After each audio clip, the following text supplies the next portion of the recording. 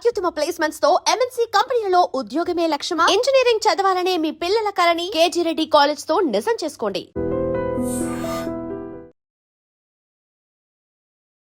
నమస్తే, welcome to I dream social spot light with కవిత.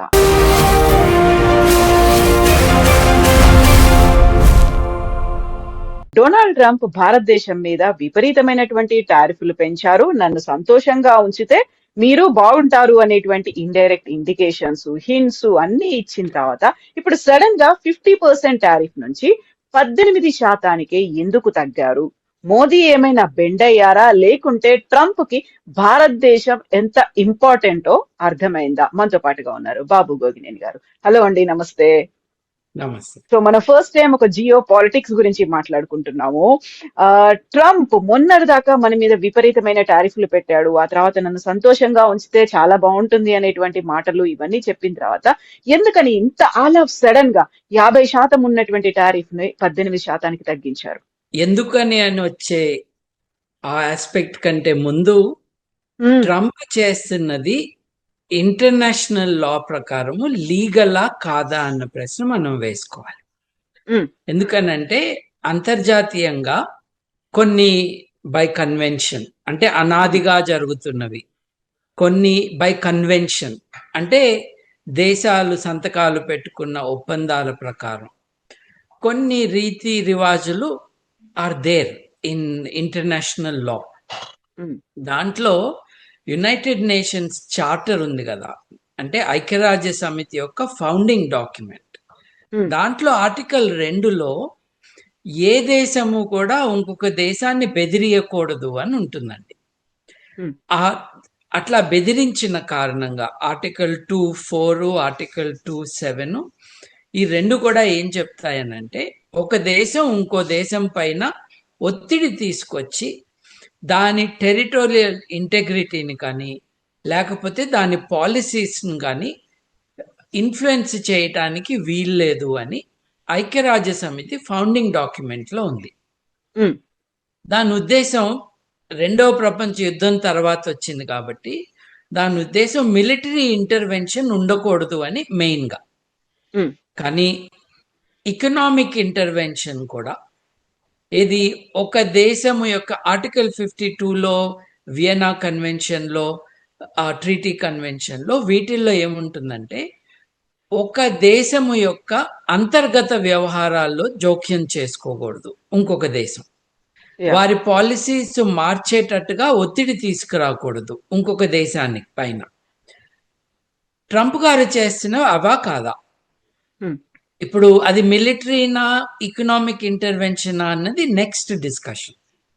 కానీ ఆయన ఇంకొక దేశం యొక్క పాలసీ పైన ఒత్తిడి తీసుకొచ్చి మార్పిస్తున్నారా లేదా అన్నది మనం ఒకసారి ప్రశ్న వేసుకోవాలి.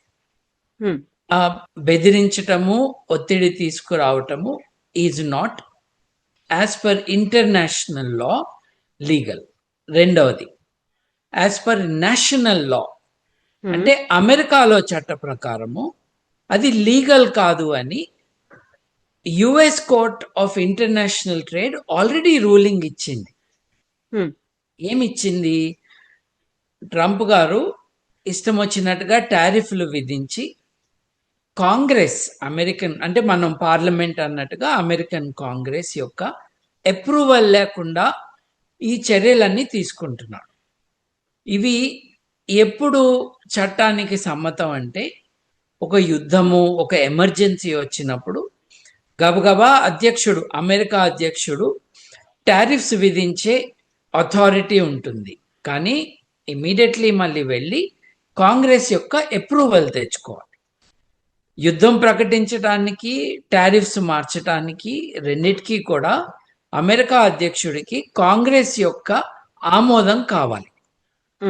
ఇప్పుడు ఆయన రెండవసారి అధ్యక్షుడిగా అయి సంవత్సరం పైన అయింది. ఈ టైంలో ఆయన కాంగ్రెస్ యొక్క ఆమోదం తెచ్చుకోలేదు. ఈ విషయం పైన అమెరికాలో ఇంపోర్ట్ చేసుకుంటున్న ఇంపోర్టర్స్, కొన్ని కన్సార్షియమ్స్ కోర్టుకు వెళ్ళాయి, US court on international trade. America అధ్యక్షుడికి ఈ పరిస్థితుల్లో ఆ అధికారం లేదు అని తీర్పు ఇచ్చింది కోర్టు.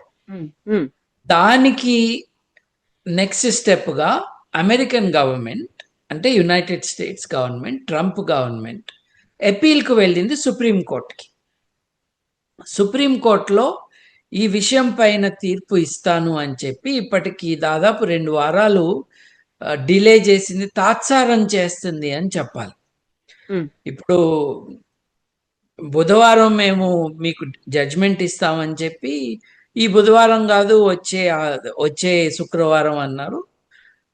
అప్పటికల్లా మళ్ళీ 2026 జూన్ కట్లా మేము తీర్పిస్తామని అన్నారు. ఈ లోపల ఏం జరిగింది, భారతదేశంలో సబ్జుడిషి అంటాం. సబ్జుడిషి అంటే ఒక మ్యాటర్ కోర్టు పరిశీలనలో ఉంటే ఇరుపక్షాలు కూడా సైలెంట్గా ఉండాలి, మాట్లాడకూడదు. ఎందుకంటే ప్రజాభిప్రాయాన్ని మార్చకూడదు, తద్వారా జడ్జిల యొక్క డెసిషన్ని, వారి జడ్జిమెంట్ని, అప్రిసియేషన్ ఆఫ్ ఫ్యాక్ట్స్ని ఎక్స్టర్నల్ ఫోర్సెస్ ద్వారా ఇన్ఫ్లుయెన్స్ చేయకూడదు అన్నది అక్కడ ఉన్న సిద్ధాంతం. ఎవరూ మాట్లాడకూడదు.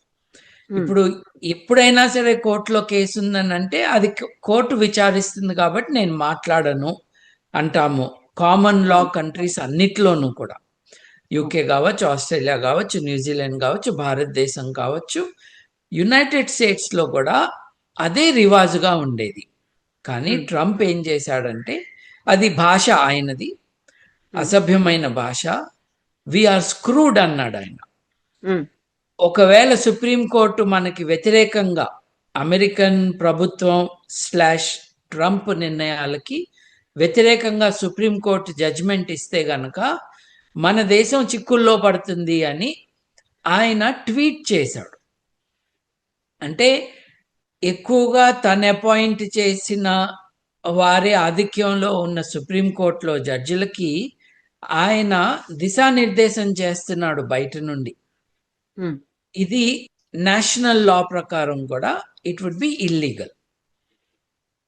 ఈ 2 ఇబ్బందులు ఉన్నాయండి అంతర్జాతీయంగా, జాతీయంగా. Yeah, president Trump is on very very unsure ground. మొదటిది is a matter of interpretation. ఎందుకంటే మొదటిది అంతర్జాతీయ చట్టాల ప్రకారం యుద్ధము, మిలిటరీ ఫోర్స్ అన్నది is the settled understanding. Um, కానీ నువ్వు తుపాకీతో ఏం చేస్తున్నావో, ఏమి చేయగలవో అది ఆర్థిక ఒత్తిడి ద్వారా కూడా చేస్తున్నప్పుడు అది కూడా ఫోర్సే అవుతుంది కదా. దాన్ని ఇప్పుడు విచారణలోకి తీసుకొచ్చి ఒక this way or that way ఒక నిర్ణయం ఇంటర్నేషనల్ లా ప్రకారం తీసుకురావాలి. ఉమ్, సో ట్రంప్ గారు అథారిటీ లేకుండా ప్రపంచ దేశాలని బెదిరిస్తున్నారు. కొన్ని దేశాల మీదకి మిలిటరీని కూడా పంపిస్తాను అంటున్నారు. వెనిజువేలా మీదకి పంపించేశారు, అవును, రైట్? ఇదివరకు కొన్ని దేశాల మీదకి ప్రపంచంలో కొన్ని పవర్ఫుల్ దేశాలు మిలిటరీ ఫోర్స్ని పంపించడం వాస్తవం. కాకపోతే దానికి సెక్యూరిటీ కౌన్సిల్, అంటే ఐక్యరాజ్య సమితి యొక్క భద్రతా మండలి యొక్క ఆమోదం తర్వాతనే మోస్ట్ ఆఫ్ ద టైం జరగటం మనం చూసాం. ఇక్కడ అలా కాకుండా ఎవరికి చెప్పకుండా మిమ్మల్ని అడగాల్సిన అవసరం లేదంటూ ఆయన వెనిజువేలా పైకి ఆర్మీని పంపించటం, ఆ దేశ అధ్యక్షుడిని కిడ్నాప్ చేసుకుని తీసుకురావటం. అట్లాగే గ్రీన్లాండ్ని ఫస్ట్ ఏమో నేను అద్దెకి తీసుకుంటా అన్నాడు, తర్వాత అది మాకు ఇచ్చేయమన్నాడు, తర్వాత మీరు ఒప్పుకోకపోతే ఏముంది, నేను చేయాల్సింది నేను చేస్తాను, మిలిటరీ ఫోర్స్ కూడా నేను వాడతాను అని బెదిరించాడు. ఉమ్, సో ఒక రకమైన అరాచకం ప్రబలుతుంది ట్రంప్ గారి ఆధ్వర్యంలో జరుగుతున్న విదేశాంగ నీతిలో. ఇది నేపథ్యం. ఈ నేపథ్యంలో మీరు నన్ను ఏమడిగారు, 50% నుండి 18% ట్రంప్ గారి ప్రభుత్వం టారిఫ్స్ తగ్గించడానికి ఒప్పుకుందంట కదా అని అడిగారు మీరు. ఉమ్, మొదటి ప్రశ్న, 50% కాకముందు ఎంత ఉండేది టారిఫ్? 25%. 25%కి ముందు ఎంత ఉండేది? ఉమ్, బైడెన్ టైంలో 3.3% ఉండేది. 3.8% చేశారు కొన్ని వస్తువులకి. స్టీల్కి 10%, అల్యూమినియంకి 10%, మధ్యలో 25% చేసి బైడెన్ టైంలో మళ్ళీ 10%కి తీసుకొచ్చేశారు వెనక్కి. ఇప్పుడు సూపర్ మార్కెట్లో వెస్టర్న్ కంట్రీస్లో ముఖ్యంగా క్లోజింగ్ డౌన్ సేల్ అంటాడు. అవును. 10% ప్రైసే అంటాడు. మీరు 2 నెలల క్రితం వాడు ప్రైస్ ఎంత పెట్టాడంటే ఉన్న ప్రైస్కి డబుల్ చేసి దాన్ని మళ్ళీ సగం చేసి హాఫ్ ప్రైస్ అంటాడు. అట్లా 3%, 3.8%, తర్వాత కొన్నిట్లో 10% ఉన్న టారిఫ్ని, సుంకాన్ని 25% చేసి 25%ని ప్యూనిటివ్గా సెకండరీ టారిఫ్ అంటూ 50% చేసి అమెరికన్ చట్టసభల్లో రష్యాతో ఎవరైనా డీల్ చేస్తే గనక 500% చేస్తాము సుంకం అని బెదిరిస్తూ ఉన్న ఒక లెజిస్లేషన్ని ఇంట్రడ్యూస్ చేసే ప్రక్రియ ఆరంభించి అక్కడి నుంచి 18% చేశారండి. అంటే మీరు కొన్ని సంవత్సరాల వెనక్కి కూడా కాదు, కేవలం సంవత్సరంన్నర వెనక్కి వెళ్ళి చూస్తే బైడెన్ అధికారంలో ఉన్నప్పుడు 3.3, 3.8% సుంకాన్ని 25%, 50%, 18% ఆడుకుంటున్నది ఈ ప్రభుత్వం. ఇది చేయటానికి కూడా అధికారం ఉందో లేదో తెలియని పరిస్థితి నేను మీకు ఎక్స్ప్లెయిన్ చేశాను. ఇది నాది చాలా గొప్ప అచీవ్మెంట్ అని ఎవరైనా చెప్పుకుంటే నవ్వుతారు ఎవరైనా. ఎందుకంటే సూపర్ మార్కెట్ వాళ్ళలాగా 50%, 500% చేసింది నువ్వు, అక్కడి నుంచి దాన్ని 25% చేసింది నువ్వు, రోజు నిద్ర లేచి బెదిరిస్తున్నది నువ్వు, ఇప్పుడు 18% అన్న. ఓకే, ఇది ఫ్రీ ట్రేడ్ అగ్రిమెంట్ కాదు. అసలు ఇది ఎటువంటి అగ్రిమెంట్ కాదు. అగ్రిమెంట్ అంటే ఏంటి? ఒక లీగల్గా ఉన్న ఒప్పందం. లీగల్ ఒప్పందం ఎప్పుడు వస్తుంది? దేశాధ్యక్షులు కానీ ఆ దేశం యొక్క అఫీషియల్ రిప్రజెంటేటివ్ సంతకాలు పెడితే జరుగుతుంది. మీకు ఉదాహరణకి చెప్తాను. అమెరికా, యునైటెడ్ కింగ్డమ్ ఒక ట్రేడ్ అగ్రిమెంట్ చేసుకుంటాము అని ప్రకటించారు. నిజానికి అదొక ఫ్రేమ్వర్క్ ఆధారంగా అగ్రిమెంట్ డ్రాఫ్ట్ చేస్తారు. మన దేశం కానీ వాళ్ళ దేశానికి కానీ దౌత్యవేత్తలు, పెద్ద పెద్ద స్పెషలిస్టులు కూర్చుని ఆ అగ్రిమెంట్ని డ్రాఫ్ట్ చేయటం జరుగుతుంది. యూరోపియన్ యూనియన్ అఫీషియల్స్ 2 వచ్చారు. వారిలో ఒక ఆయనేమో గోవా సంతతికి చెందిన దా కోస్తా గారు. ఇంతకు ముందు పోర్చుగల్లో అత్యున్నత స్థానంలో ఉండి ప్రధానమంత్రిగా అనుకుంటా ఆయన యూరోపియన్ కౌన్సిల్ అఫీషియల్ అయ్యారు. ఉర్సులా ఫాన్ డెర్ లయన్ వచ్చారు. వాళ్ళు వచ్చి this is the mother of all deals అని చెప్పారు. ఇది ఒక పబ్లిక్ రిలేషన్స్ ఎక్సర్సైజ్. ఎందుకంటే డీల్ ఏది? ఒప్పందం ఎక్కడుంది?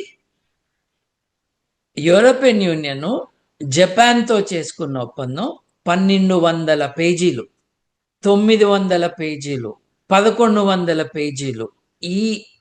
ఈ వాల్యూమినస్ టెక్స్ట్ అన్నది 2 పక్షాల నుండి దౌత్యవేత్తలు, ట్రేడ్ ఎక్స్పర్ట్స్ కూర్చుని వారి డొమెస్టిక్ పాలసీని మనసులో పెట్టుకుని కరెక్ట్గా ఏది మనం ఒప్పుకోవచ్చు అన్నది రాసుకుని అప్పుడు తమ పార్లమెంటుల్లో దానికి ఆమోదం తెచ్చుకుని ఆ తర్వాత సంతకాలు పెడతారు. ఇప్పుడు యూరోపియన్ యూనియన్ ఒక ఒప్పందం చేసుకోవాలి అని అంటే యూరోపియన్ యూనియన్లో 27 దేశాలు ఉన్నాయి. 27 దేశాలు ఒకే భాషలో తమ బిజినెస్ కండక్ట్ చేసుకోవు. సో వారి భాషల్లోకి దాన్ని తర్జుమా చేయాలి, ఆ దేశాలకు పంపించాలి, వారు దాన్ని కన్సిడర్ చేయాలి, అవకాశం బట్టి, అవసరం బట్టి వారి పార్లమెంట్ దాన్ని ఒప్పుకోవాలి, మళ్ళీ అది యూరోపియన్ పార్లమెంట్కి రావాలి, యూరోపియన్ పార్లమెంట్ దానికి ఒప్పుకోవాలి. రైట్? ఇప్పటి వరకు జరిగింది పబ్లిక్ రిలేషన్స్ ఎక్సర్సైజ్. కానీ ఈ పబ్లిక్ రిలేషన్స్ ఎక్సర్సైజ్లో నేను చెప్పినట్టుగా 1200 1300 పేజీల అగ్రిమెంట్స్ వస్తాయి. ఫస్ట్ స్టెప్ ఇది. అమెరికాతో ఒప్పందం జరిగింది అని చెబుతున్నది వాస్తవం కాదు. ఒక ఫ్రేమ్వర్క్ విషయంలో ఈ రెండు దేశాల్లో కీలక బాధ్యతలు నిర్వర్తిస్తున్న ఇద్దరు నాయకులు ఫోన్లో మాట్లాడుకున్నాక ట్విట్టర్లో మెసేజ్లు పెట్టారు. అంతే జరిగింది. We must be very clear. జరిగింది అంత మాత్రమే, వివరాలు లేవు. నా దేశం నుండి భారతదేశము ఇన్ని $100 బిలియన్ వస్తువుల కొనుగోలు చేస్తుంది అని ఆయన ప్రకటించాడు. అవును. నా దేశం నుండి లేదు, నేను ఆక్రమించుకున్న వెనిజువలా దేశం నుండి ఆయిల్ని భారతదేశం కొంటుంది అని ఆయన ప్రకటించాడు. భారతదేశానికి చమురు శాఖకు ఒక మంత్రి ఉంటాడు. ఆయన పేరు ట్రంప్ కాదు. భారతదేశం ఎవరి నుంచి ఎంత కొనాలి అన్నది సర్వసత్తాకత ఉన్న మన దేశం యొక్క అధికారం, ఇంకొక దేశం యొక్క నిర్ణయం కాదు. నువ్వు వాళ్ళ దగ్గర కొనద్దు కాదు, నా దగ్గర కొను, నేను ఈ రేటుకి ఇస్తాను అనటము అది ఒక ఆర్థిక వాణిజ్య ఒప్పందం. వాళ్ళ దగ్గర కొనద్దు, నా దగ్గర మాత్రమే కొనాలి, లేకపోతే నీ మీద నేను సుంకం విధిస్తాను అనటము ఒప్పందం కాదు, అది నిర్బంధం. వాణిజ్య నిర్బంధాన్ని వాణిజ్య ఒప్పందంగా చెప్పటానికి చాలా తిప్పలు పడుతున్నారు పబ్లిక్ రిలేషన్స్ ఏజెంట్లు, పొలిటికల్ పార్టీ మనుషులు, యూట్యూబ్లో టీవీల్లో ఊదరగొడుతున్నారు. భారతదేశం సుంకం తగ్గిస్తున్నది. అమెరికా రెసిప్రోకల్ అంటే కొంచెం కాంప్లికేటెడ్ మ్యాటర్ ఇది. ఎందుకంటే రెసిప్రోకల్ అంటే నువ్వేం చేస్తే నేను అది చేస్తాను. కానీ ఈ ఫ్రీ ట్రేడ్ అగ్రిమెంట్స్ ఒకప్పుడు వరల్డ్ ట్రేడ్ ఆర్గనైజేషన్ ఆధ్వర్యంలో జరిగిన ఒప్పందాల్లో మోస్ట్ ఫేవర్డ్ నేషన్ అని, మనకి పాకిస్తాన్తో కూడా ఉండేది కొద్ది కాలం మోస్ట్ ఫేవర్డ్ నేషన్ అన్న ఇది, అది one of the best arrangements. ఎందుకంటే మిగతా దేశాలకి ఏ టారిఫ్స్ వర్తిస్తాయో నీకు కూడా అదే వర్తిస్తుంది అని చెప్తారనమాట. సో నేను నా దేశంలో అగ్రికల్చర్ని ప్రొటెక్ట్ చేసుకోవడానికి, లేదు నా దేశంలో చేనేతని ప్రొటెక్ట్ చేసుకోవడానికి నేను ఒక 15% 20% సుంకం విధిస్తున్నాను నీ దేశం నుండి వచ్చే ప్రోడక్ట్కి. ఎందుకు అనంటే నేను ఏ దేశానికైనా అంతనే విధిస్తున్నాను అని చెప్పటము మోస్ట్ ఫేవర్డ్ నేషన్ WTO ఆధ్వర్యంలో జరిగే అగ్రిమెంట్స్.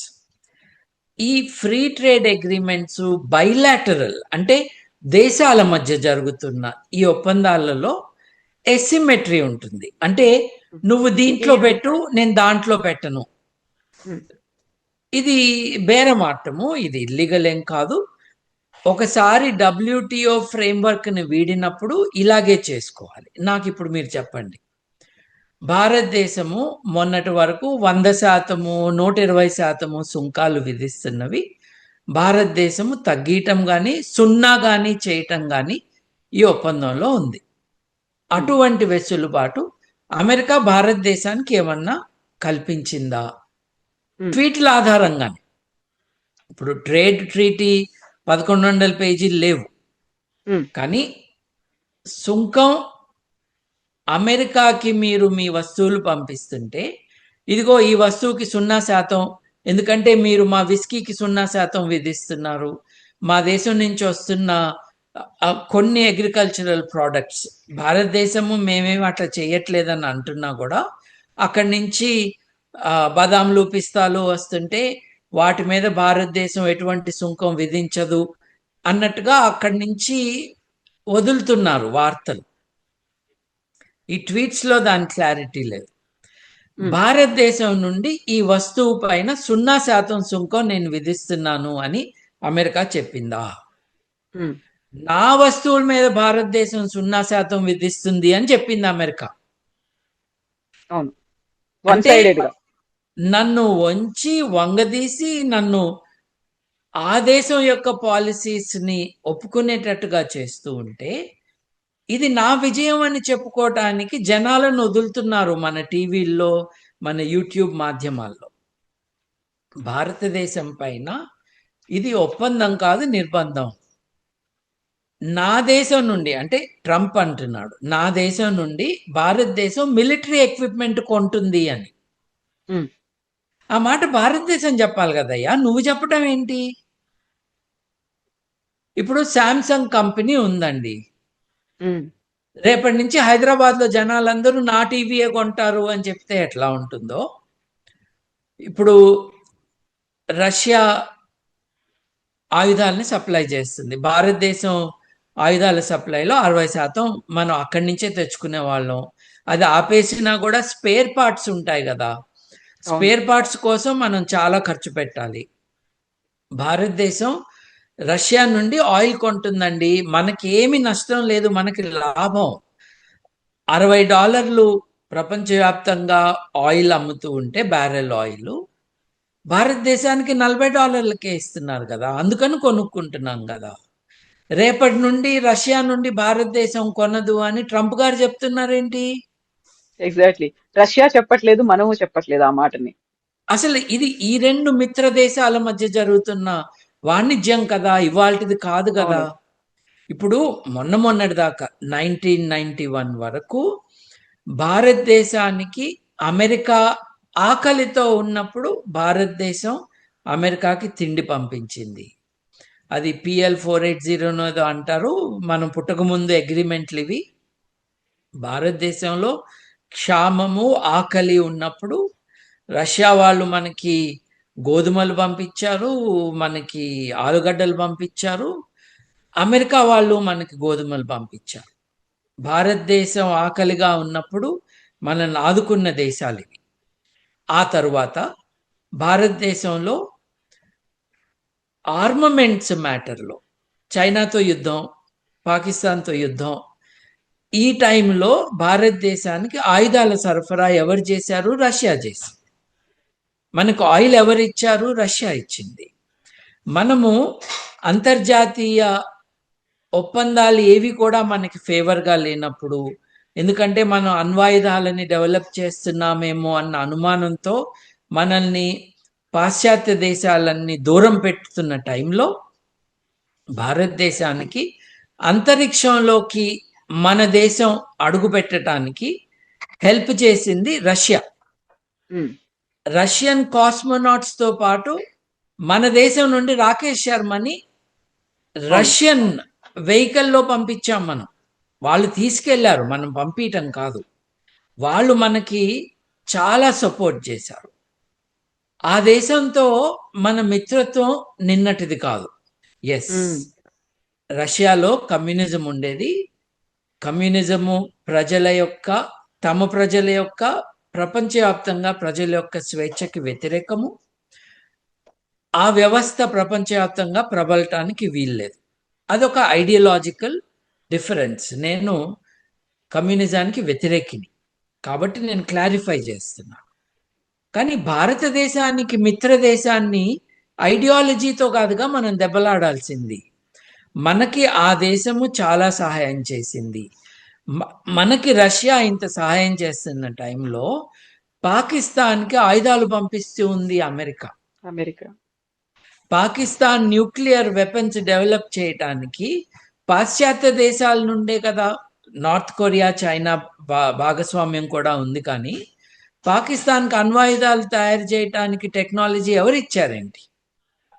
ఇక్కడే బాబు గారు ఒక డౌట్ వస్తోంది. అమెరికా ఎందుకని అలా పిఆర్ మేనేజ్మెంట్ చేస్తుంది? ఒక ఫ్రేమ్ వర్క్ నే అంత పెద్ద ఎత్తున ఎందుకు ప్రొజెక్ట్ చేస్తోంది?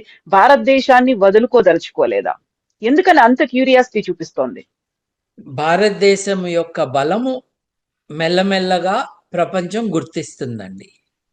అది దేశం యొక్క ఆర్థిక బలం, ఉమ్, దేశ పౌరుల యొక్క కాదు.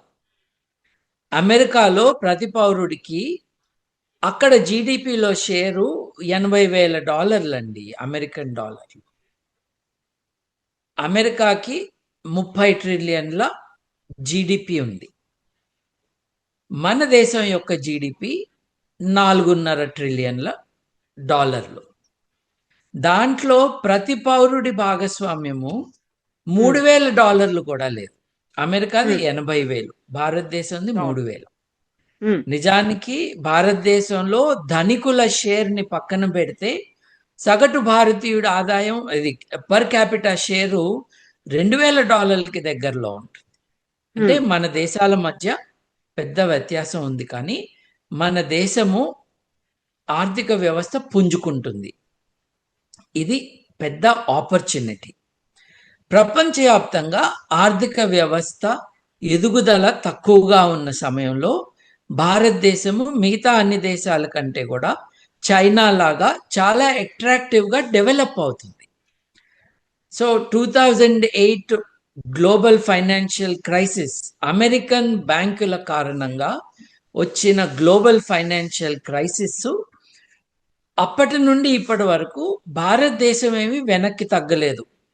హెచ్చు రేటు కాస్త వెనక్కి ముందుకు అయినా కూడా IMF మన డేటా సి గ్రేడ్ డేటా పూర్తిగా నమ్మటానికి వీల్లేదని అన్నా కూడా మన దేశం యొక్క అభివృద్ధి రేటు మటుకు వారందరి రేట్ల కంటే ఎక్కువగా ఉంది పాశ్చాత్య దేశాల కంటే.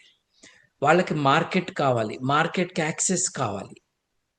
కానీ లెట్ అస్ రిమెంబర్, నేను మీకు ఇప్పుడే గుర్తు చేశాను, అమెరికా జీడిపి 30 ట్రిలియన్లు అయితే మన జీడిపి 4.5 మాత్రమే. అమెరికా జనాభా 35 కోట్లు అంటే మన జనాభా 150 కోట్లు. సో మనకి పొంతన ఏమీ లేదు. కానీ ఇటువంటి బెదిరింపులతో కూడిన అగ్రిమెంట్లు అమెరికా ప్రపంచవ్యాప్తంగా అన్ని దేశాలతో చేసుకుంటుంది. ఎందుకు? మన కోసం కాదు, అమెరికా కోసం. ఎందుకంటే ఒక పక్కన 30 కంటే కొంచెం ఎక్కువ $30 ట్రిలియన్ జీడిపి అమెరికాకు ఉంటే, అమెరికా అప్పులు 40, ఆ డెఫిసిట్ $45 ట్రిలియన్ దాకా ఉంది. లేటెస్ట్ ఫిగర్స్ 45 ట్రిలియన్ అంటున్నారు. అమెరికాకి ట్రేడ్ డెఫిసిట్ ఉంది. అంటే తను ఎంత ఎగుమతి చేస్తుంది, తను ఎంత దిగుమతి చేసుకుంటుంది. ఎగుమతి కంటే దిగుమతి ఎక్కువైతే ఆ దేశం యొక్క ఆర్థిక వ్యవస్థ పైన ప్రెషరు, దాని కరెన్సీ యొక్క విలువ పైన ప్రెషర్ పడుతుంది. భారతదేశం యొక్క ఎక్స్పోర్ట్ మైనస్ ఇంపోర్ట్ చూసుకుంటే మనం ఒక 150 బిలియన్ల డెఫిసిట్లో ఉన్నాం. అంటే మనం ఎక్స్పోర్ట్ చేసేదానికంటే మనం ఇంపోర్టే ఎక్కువ చేసుకుంటున్నాం. అది 150 బిలియన్ల రేంజ్లో ఉంది. ఒక పెద్ద దేశానికి 150 బిలియన్లు పెద్దదే, కానీ డేంజరస్లీ పెద్దది కాదు. మీరు చైనాను చూసుకుంటే చైనాకి 1.2 ట్రిలియన్ ట్రేడ్ బ్యాలెన్స్లో పాజిటివ్గా ఉంది. అంటే చైనా అమ్మేదానికంటే కొనేది 1.2 ట్రిలియన్ తక్కువ. అమెరికా 980, అంటే దాదాపు $1 ట్రిలియన్ ట్రేడ్ డెఫిసిట్లో ఉంది. అంటే తను అమ్ముతున్న దానికంటే దిగుమతి చేసుకుంటున్నది దాదాపు $1 ట్రిలియన్ వ్యత్యాసం ఉంది. దీన్ని తగ్గించుకోవాలి. భారతదేశంతో అమెరికాకి $45 బిలియన్ ట్రేడ్ డెఫిసిట్ ఉంది. అంటే భారతదేశం అమెరికాకి, అమెరికా మనకు అమ్ముతున్న దానికంటే మనం అమెరికాకి $45 బిలియన్ ఎక్కువ అమ్ముతున్నాం. మరి ఇట్లాంటి $45 బిలియన్ కలుపుకుంటూ పోతేనే అక్కడ దాదాపు $1 ట్రిలియన్ డెఫిసిట్ వచ్చింది. భారతదేశం మా నుండి $500 బిలియన్ విలువ కలిగిన వస్తువులు, అట్లాగే సేవ, సర్వీసెస్ని ట్రేడ్ చేయాలి అని అన్నప్పుడు అమెరికా భారతదేశంతో ఉన్న ట్రేడ్ డెఫిసిట్, ఆ లూప్ ఏదైతే ఉందో, ఆ హోల్ ఏదైతే ఉందో, దాన్ని పూడ్చడానికి ఈ అగ్రిమెంట్ చేసుకుంది. యూరోపియన్ యూనియన్తో డెఫిసిట్ ఉంది, దాన్ని పూడ్చుకోవాలని చూస్తుంది. కెనడాతో డెఫిసిట్ ఉంది, దాన్ని పూడ్చుకోవాలని చూస్తుంది. చైనాతో కొంచెం ఉంది. అంటే ఈ గ్యాప్స్ అన్ని ఫిల్ చేసుకుంటూ ఉంటే అమెరికా తన ఆర్థిక వ్యవస్థని కొంచెం మెరుగైన పరిస్థితికి తీసుకురాగలుగుతుంది. రెండవది, టారిఫ్లు అంటే ఏంటండి? సుంకం. సుంకం అంటే ఏంటండి? ట్యాక్స్. ఎవరిపైన? కొంటున్న వారిపైన, అమ్ముతున్న వారిపైన కాదు. భారతదేశం 100 రూపాయల వస్తువు అమెరికాకు అమ్మితే 118 రూపాయల చొప్పున అమెరికన్ ఇంపోర్టర్ దాన్ని కొనుక్కోవాలి. 100 రూపాయలు వస్తువు విలువ, 18 రూపాయలు దాని మీద సుంకం 18% అయితే. అంటే 100 రూపాయల వస్తువుని 118 రూపాయలకి దిగుమతి చేసుకుంటున్న వాళ్ళు కొన్నారు. ఇప్పుడు దాన్ని వాళ్ళ దగ్గర నుంచి కొనేది ఎవరు? అమెరికన్లు కదా. అమెరికన్లు ఒక వస్తువుకి అధిక శాతం సుంకం కట్టి కొంటున్నారంటే వాళ్ళే ఎక్కువ డబ్బులు ఇస్తున్నారు ఒక వస్తువుకి. అమెరికన్లకే ఖర్చులు ఎక్కువ అవుతున్నాయి. ఖర్చులు ఎక్కువైతే ద్రవ్యోల్బణం పెరుగుతుంది. అంటే అక్కడ అమెరికన్ డాలర్ యొక్క విలువ తగ్గుతుంది. కానీ అమెరికా ప్రభుత్వానికి ఈ ఆదాయం వస్తుంది. నేను మీకు చెప్పాను చూడండి, ఆ డెఫిసిట్ ఉంది, $15 ట్రిలియన్ డెఫిసిట్ ఉందని. కొద్దో గొప్ప కాస్తో ఎంతో ఇట్లా పూడ్చుకోవాలని, వెనిజువలా ఆయిల్ని అమెరికా అమ్మి దాంట్లో కమిషన్ తీసుకోవాలని, ఇటువంటివన్నీ చేసి తన ఆర్థిక వ్యవస్థ చాలా ప్రమాదకరమైన పరిస్థితిలో ఉన్నది. దాన్ని కొంతన్నా పూడ్చుకోవాలన్న ప్రయత్నం. ఇంకొకటండి, ఇప్పుడు డెఫిసిట్ ఉంది అంటే అర్థం ఏంటి? తన దగ్గర ఉన్న ఆదాయం కంటే తన ఖర్చు ఎక్కువ అవుతుందంటే ఏంటి? శ్రీలంకలో జరిగింది అదే కదా. శ్రీలంక ఎందుకు మునిగిపోవట్లేదు? శ్రీలంక లాగా అమెరికా ఎందుకు మునిగిపోవట్లేదు? శ్రీలంక దగ్గర డాలర్లు లేవు. అమెరికా తన డాలర్లు తనే ప్రింట్ చేస్తుంది. అంటే తనకి ఉన్న డెఫిసిట్ని పూడ్చుకోవటానికి తన దగ్గర లేని డబ్బుని అమెరికా డాలర్ ప్రింట్ చేస్తుంది. అందుకే డాలర్ యొక్క విలువ తగ్గిపోతుంది.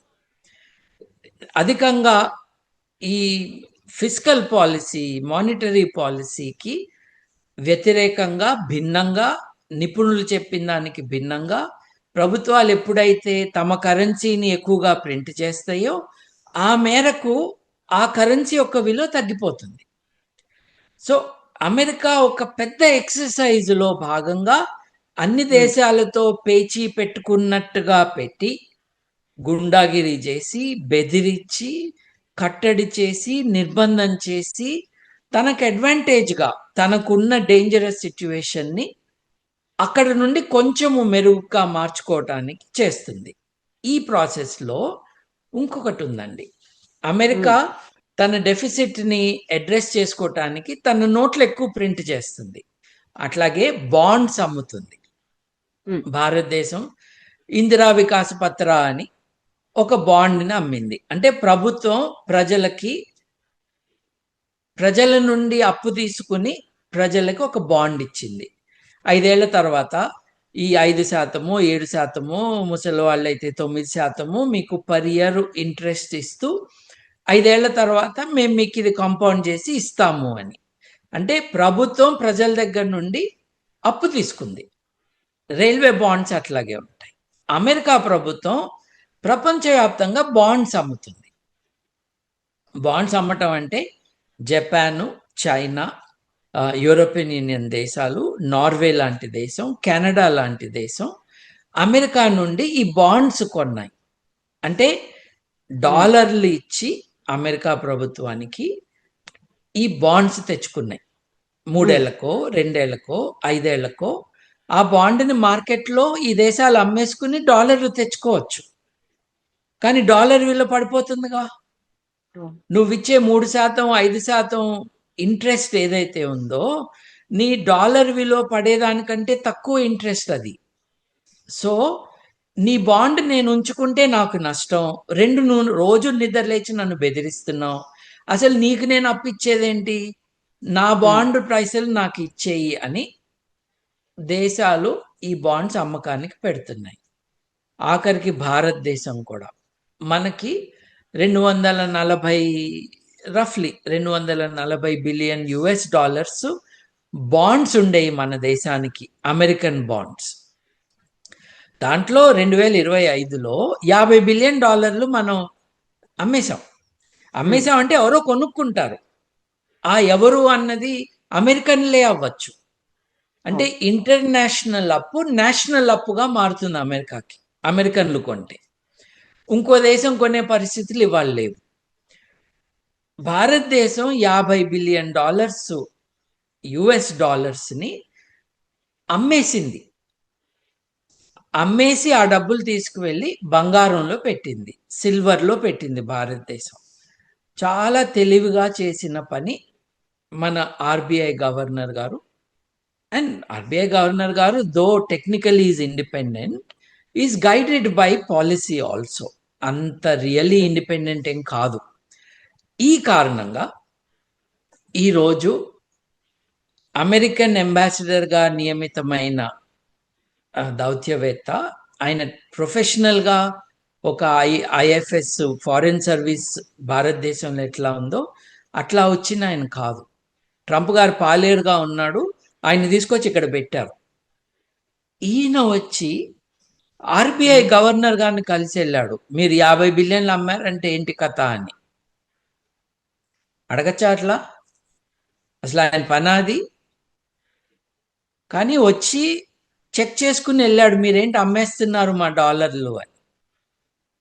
ఇది ఏ లెవెల్లో జరగాలి, ఎలా జరగాలి అన్నది దేశాలు నిర్ణయించుకుంటాయి. కానీ ఓవరాల్ అట్మాస్ఫియర్ ఏదైతే ఉందో అది one of coercion, one of pressure. దాంట్లో ఏ చర్య తీసుకున్నా కూడా ఇది మా పైన కట్టడిగా అనిపించే అవకాశాలు మెండు. వాటిల్లో చాలా వరకు వాస్తవాలు కూడా. ఈ వివరాలు చెప్పకుండా మనం ఏదో సాధించేశాము అని మాట్లాడటం అన్నది భారతదేశానికి వ్యతిరేకం. ఇప్పుడు ఏమీ లేని 3-4% టారిఫ్ని 50% చేసి ప్యూనిటీ కమ్ముకుని దాన్ని 25% చేసి 25 నుంచి 18 చేస్తే సంబరపడిపోతున్నారా? నువ్వు మొన్నటిదాకా నన్ను 25 సార్లు బెత్తంతో కొడతా అన్నావు, ఇప్పుడు 18 సార్లే కొడుతున్నావు.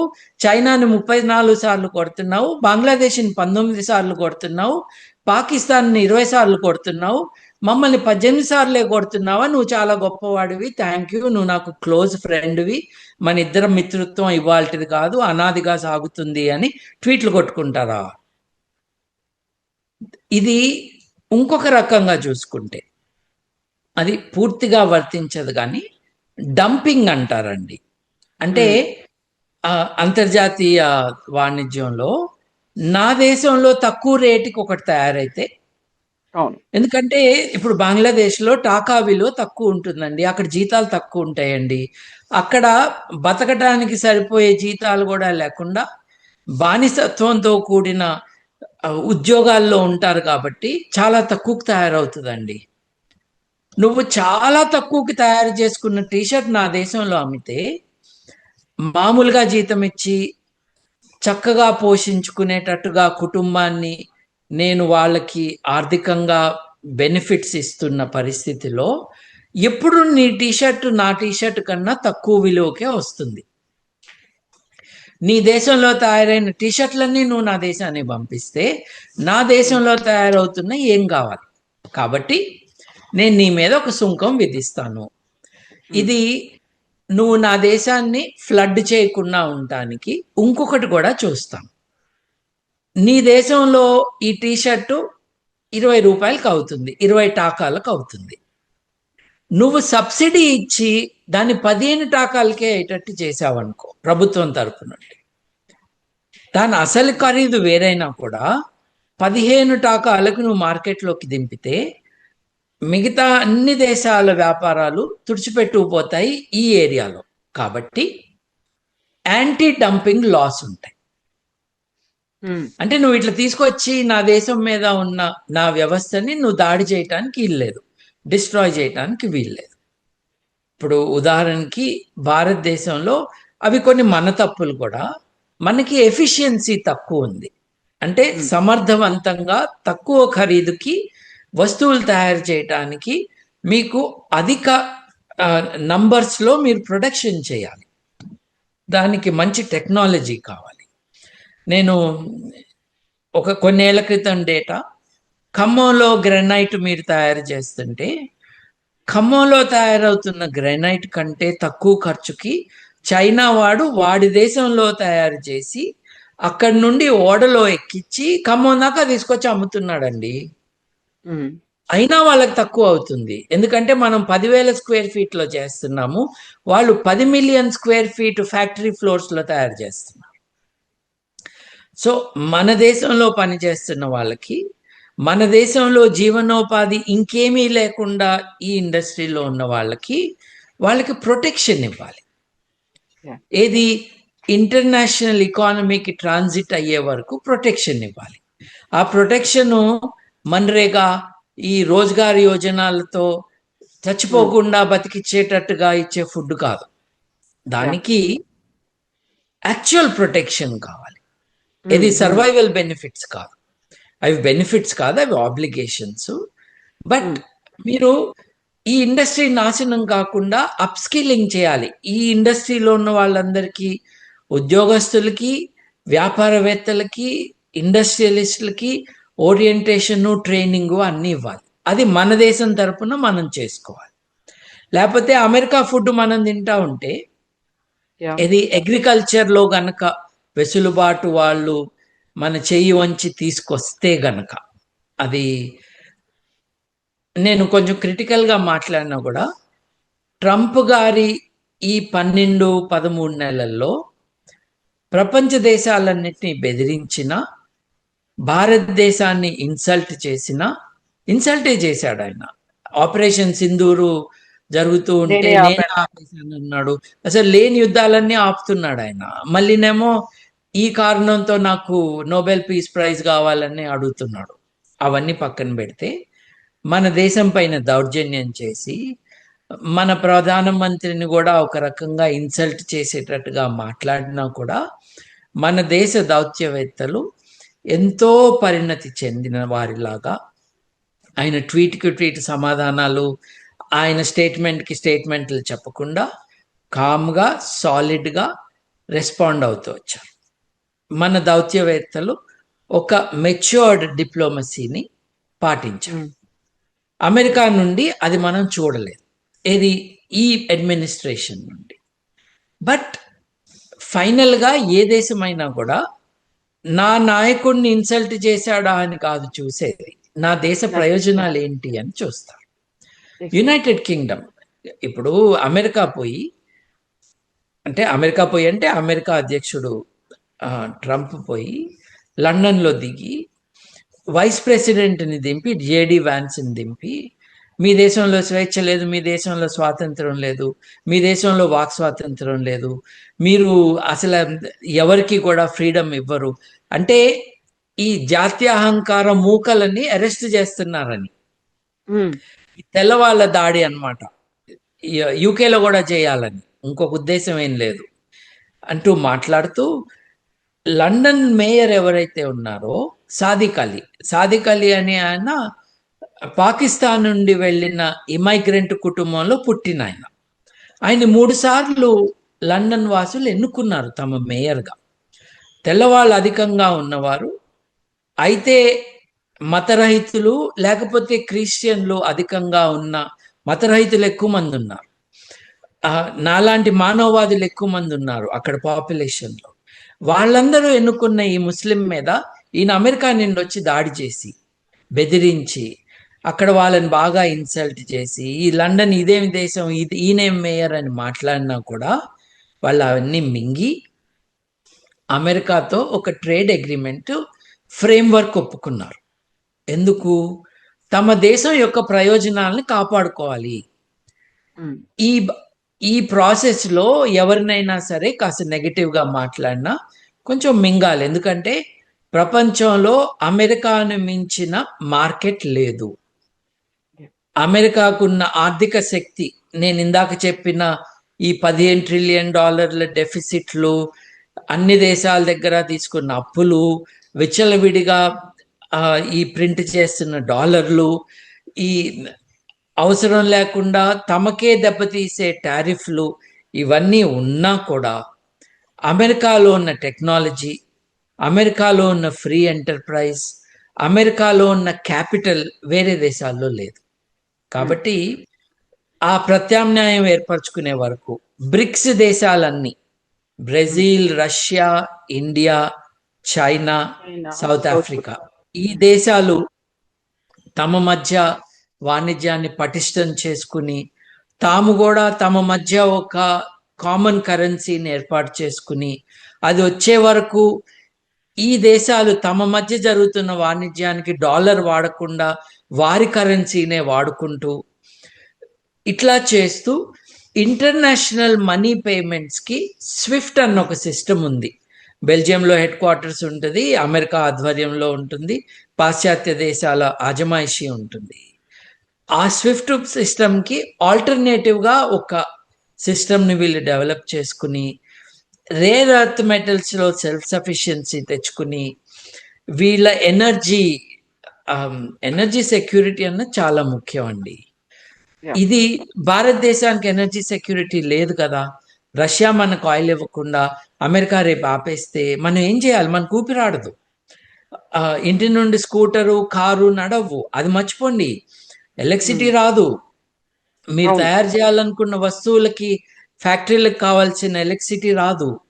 మనం దానికి గ్రీన్ టెక్నాలజీ ఆల్టర్నేటివ్స్ డెవలప్ చేసుకుని వచ్చే 25 ఏళ్లలో గ్రీన్ టెక్నాలజీ నుండి భారతదేశంలో పుష్కలంగా ఉన్న సౌరశక్తి నుండి మనం డెవలప్ చేసుకునే వరకు మన దేశాల ప్రయోజనాల్ని మనం మనసులో పెట్టుకుని అమెరికా ఎంత దౌర్జన్యం చేసినా కూడా ఒప్పుకోవాల్సిన పరిస్థితులు ఈ రోజు ఉన్నాయి.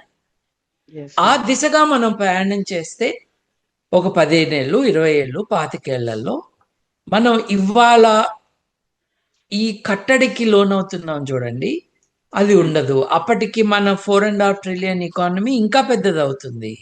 మనం నంబర్ 5 నుంచి నంబర్ 4కి వచ్చి ఇప్పుడు నంబర్ 3 కూడా వెళ్ళిపోతాము తొందరలో. కానీ ఒకటి మట్టుకు గుర్తుంచుకోవాలి, ఇది దేశం యొక్క ఆర్థిక స్థితి పౌరుల యొక్క కాదు. పౌరులది ఇంకా $2-3 వేల మధ్యలోనే ఉంది. వారికి ఆరోగ్యం సరిగ్గా లేదు. భారతదేశంలో సగటు పౌరుడు 53% మంది, అంటే 150 కోట్ల మంది జనాభాలో సగం మంది కంటే ఎక్కువ మంది పౌష్టిక ఆహారాన్ని తినట్లేదు, ఆడగాని మగగాని. ఆడవారిలో 53% మందికి ఎనీమియా ఉంది, అంటే రక్తంలో ఇనుము శాతం తక్కువ ఉంది. మన పిల్లల్లో, స్కూల్కు వెళ్తున్న పిల్లల్లో, స్కూల్కి వెళ్ళని పిల్లల్లో, స్కూలు ఆపివేసిన పిల్లల్లో 37% మంది పిల్లలకి స్టంటెడ్ ఫిజికల్ గ్రోత్ ఉంది. అంటే వారి ఎత్తుకి, వారి బరువుకి, వారి వయసుకి సంబంధం లేకుండా ఉంది. వీళ్ళు వచ్చే 30, 40, 50 ఏళ్ల పాటు దేశ పౌరులుగా ఆర్థిక వ్యవస్థలో పాలు పంచుకోవాలి. శరీరం గట్టిగా లేకుండా, మెదడు సరిగ్గా పనిచేయకుండా ఎట్లా ముందుకెళ్తారు? మన బడ్జెట్లు వాళ్ళకి కరెక్ట్ అలొకేషన్స్ ఇవ్వాలి. హై స్పీడ్ ట్రైన్ కారిడార్స్ కాదు. ప్రజల ఆరోగ్యం, ప్రజల యొక్క సెక్యూరిటీ, సేఫ్టీ, వీటి మీద కూడా సీరియస్ అలొకేషన్స్ ఇవ్వాలి. అవి చేసుకున్నప్పుడు ట్రంప్ లాంటి వాళ్ళు మన దేశాన్ని బెదిరించలేరు. Thank you so much, Babu Garu. We will continue this kind of discussions in the future also. Thank you so much, Andy. Sure. And for more videos, Please subscribe to iDream. Please subscribe to iDream. Please subscribe iDream. And please subscribe to iDream. For more videos, subscribe to iDream. please like, share, and subscribe to the channel. Congratulations, iDream. Subscribe to iDream. Subscribe to iDream. So subscribe to iDream Media. iDream ki iDream team అందరికి huge congratulations. Please subscribe iDream Media. Please subscribe to iDream. Subscribe iDream. Please subscribe to iDream. iDream అంటే నా కళల ఛానల్ను subscribe చేసుకున్న నోరు తిరుగుతలేదు, మీరైతే గంట గుర్తు కొట్టండి. For more such videos, please subscribe to iDream. Subscribe to iDream. Please subscribe to iDream. Please subscribe iDream Media. Please do subscribe to iDream. Please subscribe to iDream Media. For best entertainment and information, please subscribe iDream. And don't forget to subscribe to iDream.